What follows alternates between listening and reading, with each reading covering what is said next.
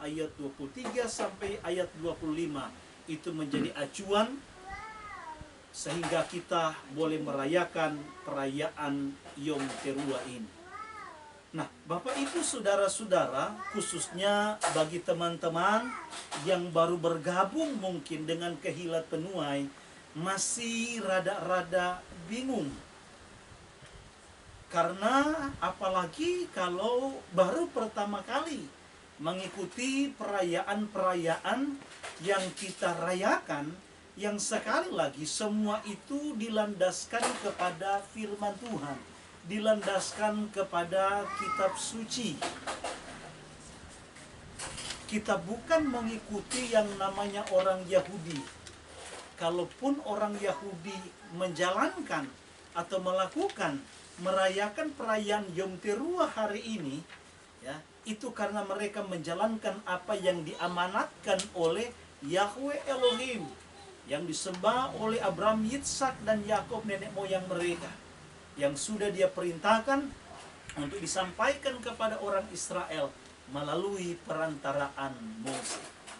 Nah, saudara-saudaraku, ya, khususnya mungkin yang baru pertama-tama mengikuti perayaan yang diperintahkan oleh Tuhan, khususnya di dalam tanah, yang sepertinya kok berbeda dengan perayaan-perayaan yang selama ini kita rayakan ketika kita masih di dalam pemahaman yang lama, ya, masih di dalam iman yang lama.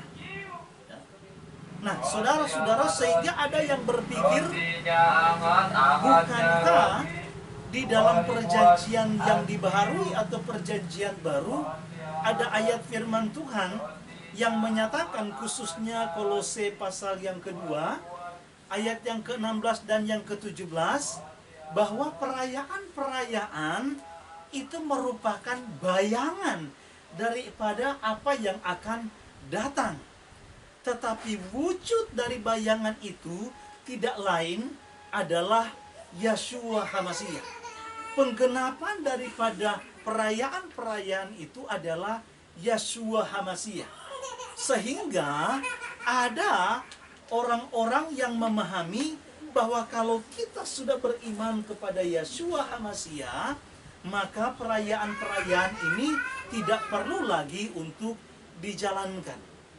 Nah, saudara-saudaraku yang dikasihi Tuhan, begitu juga dengan kekristenan pada umumnya. Mereka bilang bahwa itu kan perjanjian lama. Perayaan dari yang namanya Pesa, kemudian roti tidak beragi, kemudian 2 sulung, Shavuot, ya, Yom Teruah, kemudian Sukkot, Yom Kippur dan Sukkot, itu kan perjanjian lama. Sementara perjanjian lama itu sudah tutup buku alias sudah tidak berlaku. Nah, saudaraku, apakah memang demikian? Tapi kalau kita mau fair, saudara, bahwa kalau wujud daripada perayaan-perayaan itu adalah Yeshua, sehingga ketika Yeshua datang, maka tidak perlu lagi orang-orang yang beriman kepada dia, para pengikutnya menjalankan. Lalu kenapa kekristenan pada umumnya merayakan juga perayaan? Seperti misalnya contoh, ada di sana yang namanya Natal, untuk memperingati kelahiran Yesus Kristus. Loh, katanya sudah digenapi, kenapa masih merayakan? Mereka juga masih merayakan Jumat Agung. Katanya sudah digenapi, tapi kenapa masih merayakan Jumat Agung? Begitu juga dengan yang namanya Paskah Kebangkitan, Hari Pencurahan Roh Kudus. Mereka masih merayakan hal ini. Padahal katanya sudah digenapi di dalam Yesus Kristus. Nah, saudara-saudaraku yang dikasihi Tuhan, kita harus paham betul. Sebenarnya yang digenapi oleh Yeshua ketika dia datang ke dunia dalam wujud manusia ini, apanya yang digenapi? Karena jelas, saudara, Matius pasal yang ke-5 dari ayat yang ke-17, kalau kita baca di sana, Yeshua menegaskan betul bahwa aku datang bukan untuk meniadakan Torah. Satu iota saja, satu titik saja, ya. Satu yod saja. Yod itu huruf yang paling terkecil dalam huruf Ibrani, bentuknya cuma seperti koma. Itu pun tidak akan ditiadakan katanya. Lebih mudah langit dan bumi lenyap daripada satu titik, satu iota dari Torah itu dilenyapkan, dihilangkan. Ya. Memang dalam konsep pemahaman orang-orang Yahudi, ya, jangankan kita meniadakan miswat itu, perintah itu, ya, melencengkan saja dari arti yang sesungguhnya, itu sudah disamakan dengan meniadakan Torah. Makanya kenapa tuduhan ini mereka sampaikan kepada Yeshua sang Mesias ketika dia datang ke dunia dalam wujud manusia. Kenapa saudaraku mereka menuding bahwa dia telah meniadakan Torah? Karena saudara, ya, Yeshua itu melakukan hal-hal yang mereka anggap, ya, sudah melanggar daripada aturan Torah yang sesungguhnya. Misalnya menyembuhkan orang di hari Sabat, ya. Mereka anggap bahwa Yeshua ini sudah melencengkan dari makna Torah yang sesungguhnya. Padahal Yeshua, saudaraku, tidak pernah melencengkan. Justru dia sedang meluruskan, ya. Sekali lagi dia sedang meluruskan, membenahi pemahaman Torah di zaman itu orang Yahudi yang sudah diselewengkan akibat ulah daripada para rabi-rabi. Ya. Ada banyak hal yang diluruskan. Makanya dalam pernyataan Yeshua dalam Mattityahu itu, sudah kamu dengar. Dengarnya dari siapa? Dengar dari ajaran para rabi. Kamu dengar. Tetapi aku berkata kepadamu, bla bla bla, bla bla bla. Nah saudaraku, jadi Yeshua meluruskan justru pemahaman Torah yang sudah diselewengkan. Nah begitu juga saudara dengan Kolose 2 ayatnya yang ke-16 dan ayat yang ke-17.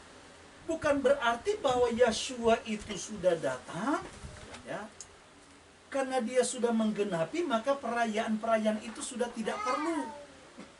Jadi yang digenapi itu saudaraku apa yang dinubuatkan oleh para nabi di dalam tanah tentang Mesias yang akan datang. Itu salah satu pengertian bahwa dia menggenapi. Yang kedua, apa yang disimbolkan, apa yang digambarkan di dalam tanah, termasuk sistem korban, ya, mengenai di sana ada namanya korban penghapus dosa, korban pendamaian. Ini yang digenapi oleh Yeshua. Makanya antara tanah dan Brit Kadasa, antara perjanjian dan perjanjian lama dan perjanjian baru, ini tidak bisa saudaraku dipisah-pisah. Ini seperti satu mata rantai yang tidak bisa terpisahkan. Kita bisa mengerti dan memahami perjanjian baru kalau kita mengerti konsep yang ada di dalam perjanjian lama. Kita bisa mengerti dan paham yang namanya tugas peranan daripada seorang imam besar agung kalau kita mengerti konsep imam besar yang ada di dalam tanah atau perjanjian lama. Kita akan mengerti kenapa dia disebut sebagai korban pengganti, korban pendamai, kalau kita memahami konsep sistem korban yang ada di dalam perjanjian lama. Ya. Jadi tidak ada saudaraku yang namanya Torah dan kasih karunia itu coba dibentur-benturkan orang. Katanya kita ini sudah hidup di zaman kasih karunia sehingga Torah itu tidak berlaku lagi. Ini pemahaman yang keliru alias menyesatkan saudara. Karena di dalam Torah itu ada kasih karunia. Dan di dalam kasih karunia itu saudaraku ada yang namanya Torah. Ya. Jadi jangan membuat justru jemaat itu menjadi bingung. Nah, saudara mungkin yang hari ini baru pertama kali mengikuti perayaan Yom Teruah, jangan dulu saudara alergi, ya. Jangan dulu justru saudara menutup diri, tetapi buka hati, berdoa dan minta petunjuk kepada Tuhan melalui Ruach HaKodesnya, Roh Kudusnya, yang kita percaya bahwa Tuhan itu tidak pernah stagnan di dalam menuntun seseorang, tetapi dia akan terus bergerak, akan membawa kita semakin maju dan masuk di dalam seluruh kesempurnaan Tuhan. Itulah sebabnya saudara, malam hari ini lembutkan hatimu dan dengarkan apa yang ingin saya sampaikan menyangkut perayaan Yom Teruah ini.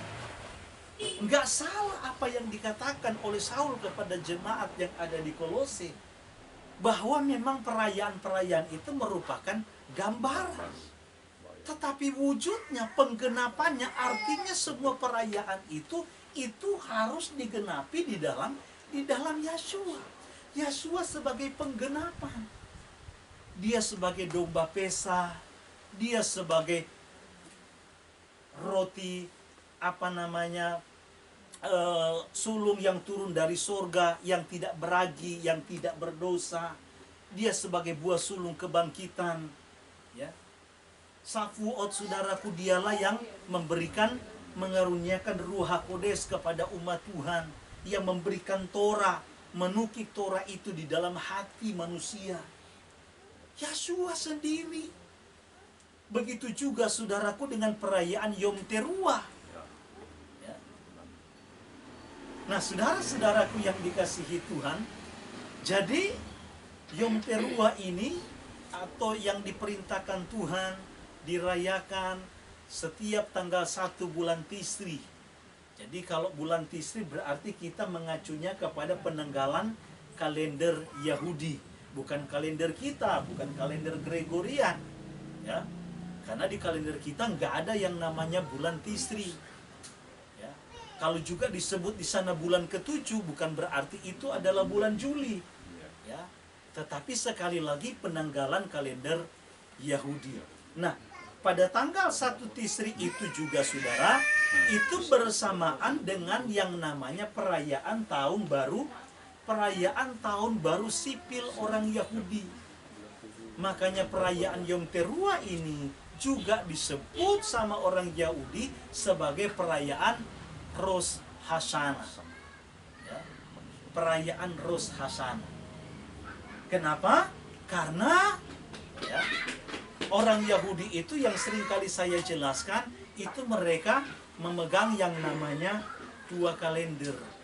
Ada kalender agama, ada kalender sipil. Jadi kalau kalender agama itu saudaraku, itu terkait nanti dengan perayaan-perayaan. Ya.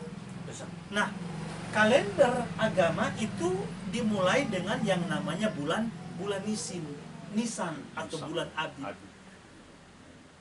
Jadi kalau bahasa kasarnya, tahun barunya kalender agama itu bulan Nisan. Ya. Tapi kalender sipil itu saudaraku, itu dimulai dengan bulan Tisri. Ya. Sehingga kenapa? Ya. Jadi kenapa bulan Tisri itu merupakan tahun baru bangsa Yahudi. Atau yang disebut dengan Rosh Hashanah. Rosh itu artinya kepala, Hasana itu artinya tahun. Jadi kepala tahun. Ya. Nah, saudaraku, perayaan Yom Teruah ini yang memang lebih familiar di kalangan orang Yahudi menyebutnya dengan Rosh Hashanah. Nah, perayaan Rosh Hashanah ini saudaraku dirayakan oleh orang Yahudi ini secara meriah, tetapi juga bukan cuma meriah, bukan cuma penuh sukacita, tetapi juga dengan penuh perenungan dan penuh kenikmatan. Ya. Hikmat maksudnya. Ya. Nah, kenapa mereka merayakan saudaraku perayaan Yom Teruah ini atau Rosh Hashanah ini dengan meriah? Karena ada beberapa kelompok orang Yahudi yang meyakini bahwa waktu Elohimnya mereka itu yang bernama Yahweh menciptakan alam semesta termasuk yang namanya manusia, itu terjadi di bulan Tisri. Kemudian waktu peristiwa yang namanya Abraham mau mempersembahkan Yitsak anaknya, ya, ketika Tuhan lagi menguji ketaatan seorang Abraham, lalu waktu dia mau mempersembahkan Yitsak, ya, ini pisau ini sudah diambil mau disembelih, lalu kemudian malaikat Tuhan menampakkan diri dan menahan Abraham, lalu mengganti Yitsak dengan seekor domba. Nah, peristiwa saudara di mana Tuhan menggantikan Yitzhak yang dipersembahkan dengan seekor domba diyakini oleh beberapa kelompok orang Yahudi itu terjadi di awal bulan Tisri. Sehingga ada beberapa kelompok orang Yahudi ya merayakan Rosh Hashanah ini sebagai hari untuk mengingat, peristiwa untuk memperingati, yang dalam bahasa Ibrani disebut Yom Hasikaron. Ya. Jadi hari untuk memperingati. Nah, dalam memperingati inilah sehingga mereka bersuka cita. Karena mereka meyakini bahwa Tuhan menciptakan manusia pertama. Alam semesta ini itu terjadi di awal bulan Trisi. Yang kedua, karena mereka melihat bagaimana di sana Yahweh Jireh menyatakan kuasanya. Yang tidak ada tadinya, saudara, tidak ada domba. Tetapi Tuhan menyediakan bagi seorang Abraham, bagi seorang yang taat. Sehingga saudara-saudaraku, begitu juga kita sebagai umat Tuhan. Kita mengucap syukur kenapa juga kita merayakan hari ini dengan penuh kesukaan, dengan penuh sukacita. Karena kita meyakini betul bahwa Tuhanlah yang setia, yang menyertai kita. Sehingga kita boleh melewati sepanjang tahun 5781 dan saat ini kita sudah memasuki tahun 5782. Itu semua karena Tuhan. Belum lagi bagaimana kita menikmati pertolongan Tuhan, sama seperti peristiwa Abraham. Dia Yahweh Jireh, Tuhan yang selalu menyediakan, yang sanggup dan mampu melakukan segala perkara yang mungkin mustahil bagi kita manusia. Tetapi bagi Dia tidak ada perkara yang mustahil. Bahkan sesuatu yang tidak pernah kita pikirkan timbul dalam hati kita. Mungkin sepanjang tahun 5781 kita menikmati bagaimana mujizat Tuhan, pertolongan Tuhan yang heran, yang luar biasa.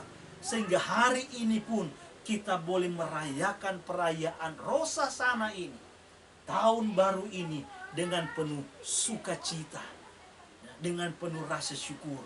Karena kita boleh menyatakan bahwa kita boleh ada sampai saat ini, itu semua karena Tuhan. Ya, karena Tuhan.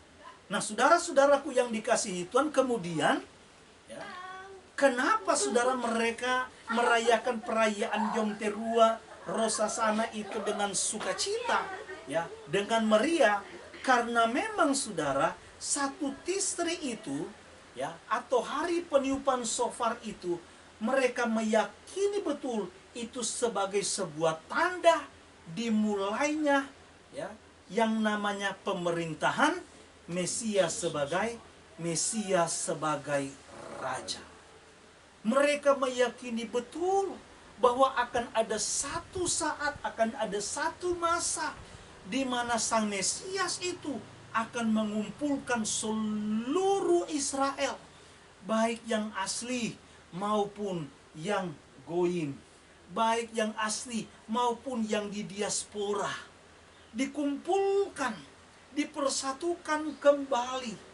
Tuhanlah yang akan saudara mengubah seluruh Israel secara spiritual, sehingga mereka benar-benar boleh menjadi umat Tuhan yang dikuduskan. Dan saat itulah Tuhan sendiri, Sang Mesias itu, akan memerintah sebagai raja. Inilah yang mereka yakini. Dan itu dinubuatkan oleh Yesaya pasal 27 ayat yang ke-13. Mari kita lihat sama-sama. Pak Rende tolong baca. Yesaya 27 ayat 13. Jadi Mesiaslah yang akan melakukan pembaharuan secara spiritual terhadap Israel dan Goim, ya, dan yang di diaspora untuk dipersatukan. Dan itu akan terjadi diawali dengan peniupan shofar yang besar. Maka akan terjadi pada hari itu, sangkakala yang besar akan ditiup, dan mereka binasa di negeri Asyur, dan orang-orang yang dibuang di negeri Misraim akan datang dan bersujud kepada Yahweh di gunung kekudusan di Yerusalem. Bayangkan saudara, ketika shofar itu dibunyikan, maka seluruh Israel yang ada di diaspora, yang ada di luar Yerusalem, di luar tanah perjanjian, itu akan dikumpulkan kembali, dipersatukan kembali, sehingga seluruh Israel ini akan datang dan sujud menyembah kepada gunungnya Tuhan, dan mereka akan berseru dan memanggil nama kudusnya. Nah, saudara-saudaraku yang dikasihi Tuhan, mari kita bandingkan dengan kitab Mattityahu pasalnya yang ke-24 ayat 31. Apa yang dikatakan oleh firman Tuhan ketika Yeshua masih ada di dunia ini? Dan dia akan mengutus para malaikatnya dengan bunyi sangkakala yang membahana, dan mereka akan mengumpulkan orang-orang pilihannya dari keempat penjuru mata angin, dari ujung langit sampai ke ujungnya. Saudara-saudara, dia akan mengumpulkan katanya dari keempat penjuru mata angin, artinya dari seluruh dunia, ya, ketika para malaikat itu meniupkan shofar.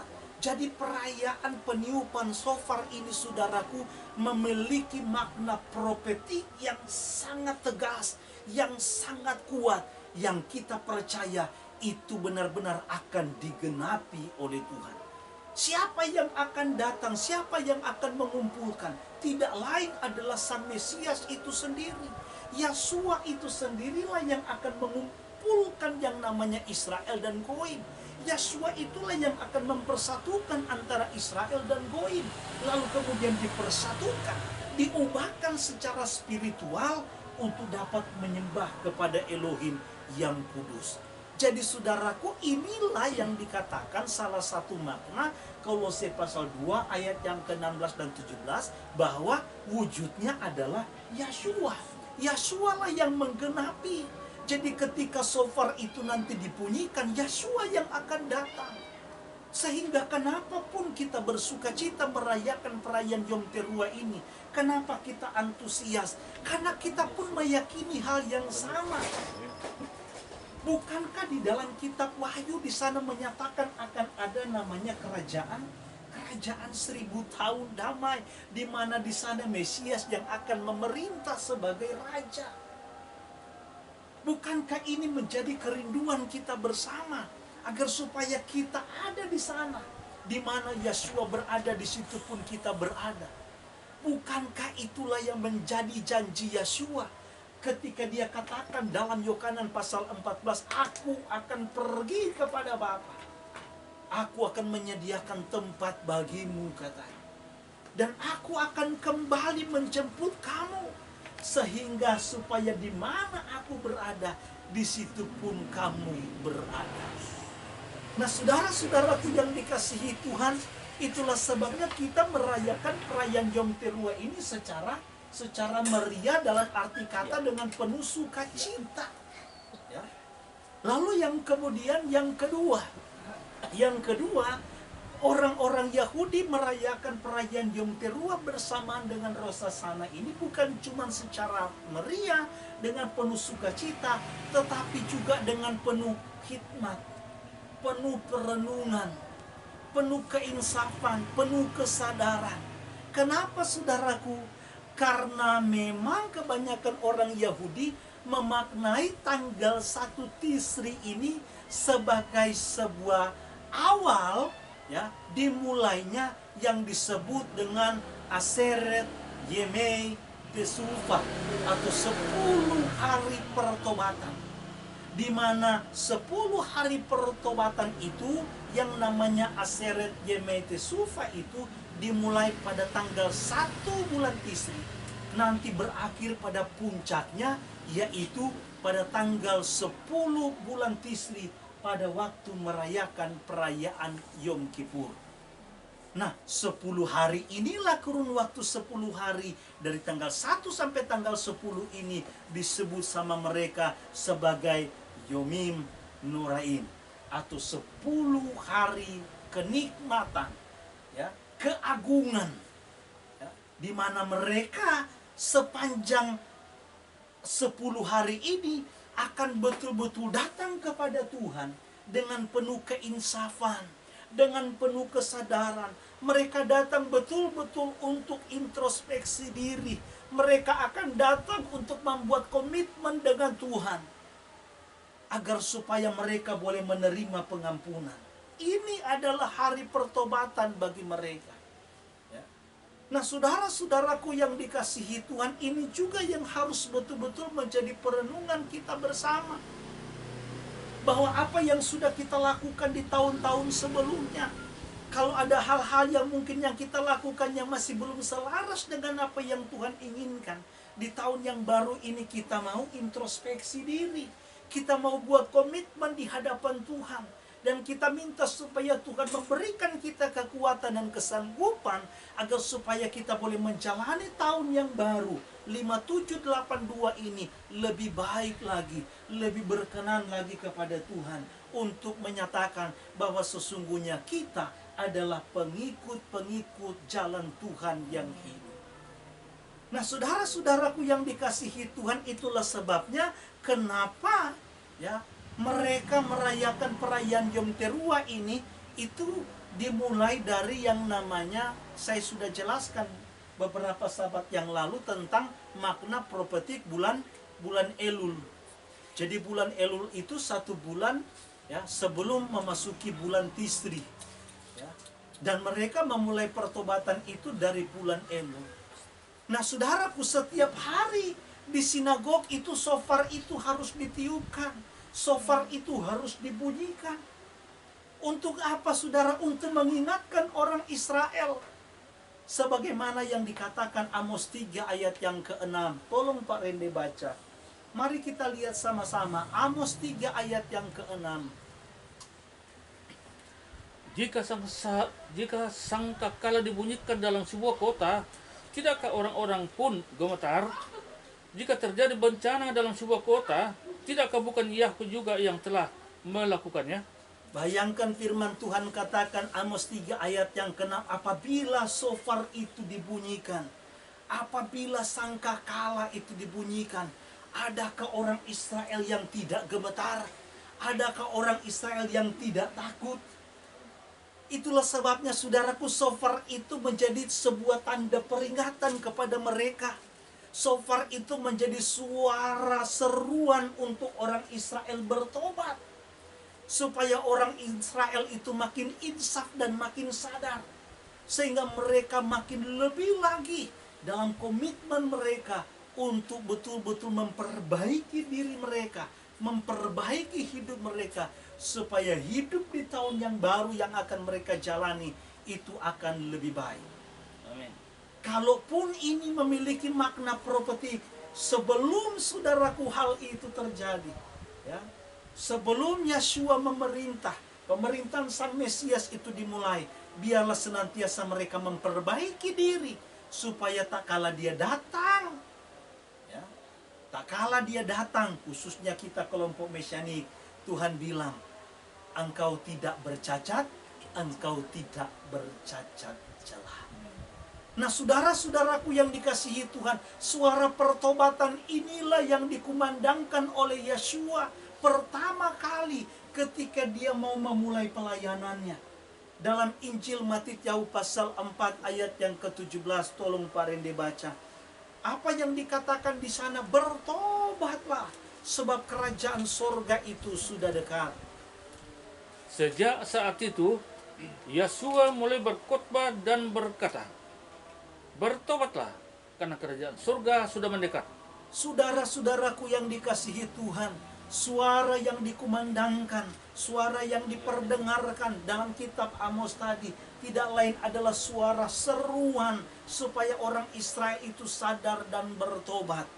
Dan seruan inilah, saudara, yang diserukan oleh Yeshua ketika dia pertama kali untuk memulai pelayanannya. Bertobatlah, sebab kerajaan sorga itu sudah dekat. Tapi sungguh sangat disayangkan, seruan pertobatan ini, saudara, sudah sangat jarang dikumandangkan di gereja-gereja zaman sekarang. Jarang sekali lagi suara pertobatan ini dikumandangkan oleh para pengkhotbah, oleh para pendeta. Kebanyakan kita dengar mimbar di sana, apa yang dikhotbahkan di sana tidak lain seputar mujizat, tidak lain seputar kesuksesan, tidak lain seputar kemakmuran, dan yang lain-lain. Tetapi saudaraku, hari ini melalui perang Yom Teruah ini, biarlah suara pertobatan itu kita mau kumandangkan terus menerus. Minimal kita kumandangkan itu di dalam hati kita sendiri. Kita kumandangkan itu di dalam diri kita sendiri. Sehingga kita selalu diingatkan, kita semakin disadarkan untuk semakin memperbaiki diri. Kalau Israel membutuhkan waktu 40 tahun, ya, Tuhan proses mereka sedemikian rupa, maka waktu yang dibutuhkan Tuhan bagi kita semua untuk kita masuk di dalam pertobatan itu adalah seumur hidup sampai kita menutup mata. Jadi nggak ada saudaraku yang dikasihi Tuhan bahwa saya sudah bertobat kemarin sehingga hari ini saya nggak perlu bertobat. Saudara, pertobatan itu harus setiap waktu, pertobatan itu harus setiap saat.